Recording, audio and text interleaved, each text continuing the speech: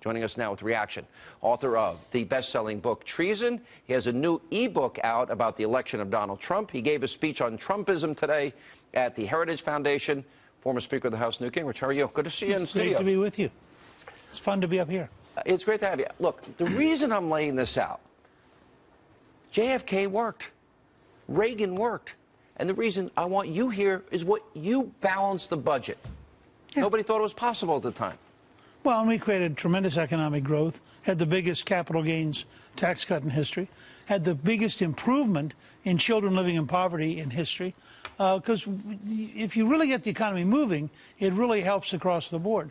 I'm very optimistic because I'm watching President-elect Trump assemble a cabinet that is amazing. These are all winners. These are all successful people. I think it may have the fewest lawyers of any cabinet in history. And the most generals? And the most generals and the most successful business people. That goes back to sort of Eisenhower's cabinet in the 50s. And the reason I like that is when this team arrives in Washington and they collide with the realities of Washington, this is going to be a meeting of winners. The team of rivals was the story about Lincoln. This is team of winners. And you're right. I mean, you have a four-star general, Jim Mattis, going back to the Defense Department. You have a four-star general, John Kelly, going to head up Homeland Security. You've got a three-star General Flynn at National Security. But you've also got really successful business people. And you have the longest-serving governor in the history of Texas, who's going to take on the energy challenge you just outlined. They picked the perfect person, in Rick Perry. Rick is going to be he's going to drive energy in America. And that's one of the ways we pay for infrastructure. Well, the way the Washington Post describes it, and you said you bash the idiots in the propaganda media, you know, she described this election as a bunch of ignoramuses, billionaires, and a few generals. Well, right. Is there something wrong with becoming a successful billionaire like Bill Gates? Is there anything wrong with that? Well, but if you're on the left, there is. I mean, on the left, you want a cabinet of losers. So you can feel sorry for them. I mean, you know, the whole concept, for example, of having a Super Bowl where you have the winning team of the whole season. Not everybody gets a trophy. As opposed to, you know, if the left had their way, everybody get a ring. I mean, yeah. Did you suit up? Did you care? Right, did you care? Maybe we have to mail her crayons and coloring books and Play-Doh. I thought, I can never remember her name because I blocked Jennifer Rubin. Yeah, Jennifer Rubin. I actually was quoting Nassim Taleb's article on intellectual yet idiots, which is it's IYI. You can Google it. The audience can Google intellectual yet idiot.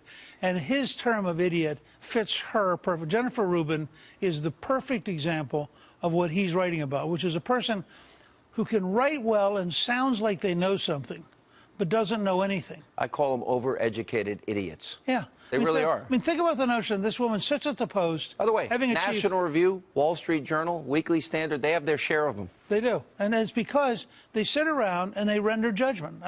I first learned about this from the guy who wrote Black Hawk Down, who had written a book on the Philadelphia Eagles. But because he wasn't a sports writer, they all accepted him and talked to him because they were intrigued with what he was writing. Right. He said what he learned is, if you're a pro football player, and you got some 50-year-old guy up there who can't run 20 yards, and he's describing his judgment of your touchdown pass.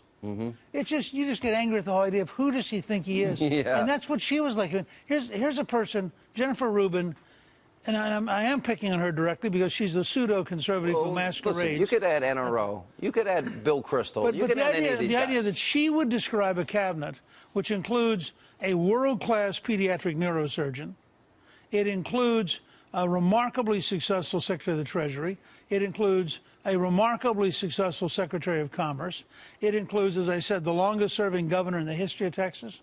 I mean, Rick Perry in a good week accomplished more than she has in her history.